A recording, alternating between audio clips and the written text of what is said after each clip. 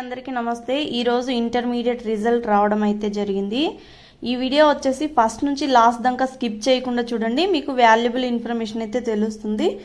ఈ రోజు వచ్చిన రిజల్ట్ లో ఇంటర్ ఫస్ట్ ఇయర్ వాళ్ళకు 67% పాస్ పర్సెంటేజ్ అయితే ఉంది, అలాగే సెకండ్ ఇయర్ వాళ్ళది 78% పాస్ పర్సెంటేజ్ అయితే ఉంది।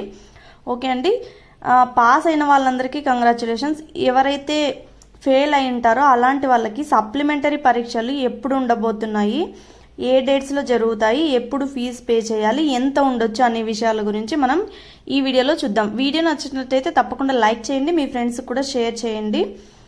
ఇప్పుడు ఏపీ ఇంటర్ సప్లిమెంటరీ పరీక్షలు అనేవి మే 24 నుంచి జూన్ 1 మధ్య ఉండవచ్చని అధికారులు వెల్లడించారనమాట।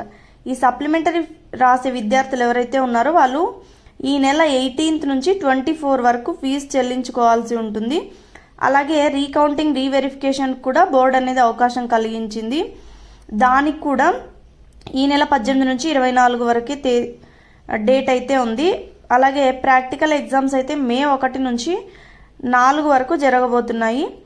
అలాగే రీకౌంటింగ్ రీవెరిఫికేషన్కి ఫీజు ఎంత ఉండొచ్చు అంటే 1000 రూపీస్ నుంచి 1500 లోపల ఉండొచ్చు। అలాగే ఈ రీకౌంటింగ్ కానీ రీవెరిఫికేషన్ కానీ సప్లిమెంటరీకి కానీ మీరు ఫీజు ఎక్కడ పే చేయాలి అంటే మీరు కంపల్సరీగా మీ కాలేజెస్లోనే అక్కడ అడిగి మీ కాలేజ్ తరపు నుంచి పే చేయడం అనేది మంచిది। ఇంకో విషయం ఏంటంటే ఇప్పుడు 2024లో జరిగిన ఎగ్జామ్ క్వశ్చన్ పేపర్స్ ఏవైతే ఉంటాయో వాటిలో నుంచి సప్లిమెంటరీకి కానీ అలాగే బెటర్మెంట్కి కానీ 30 to 40% క్వశ్చన్స్ వాటి నుంచి వచ్చేకి అవకాశం ఉంది।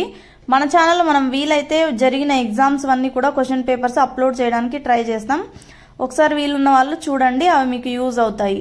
Thanks for watching 3loki6600।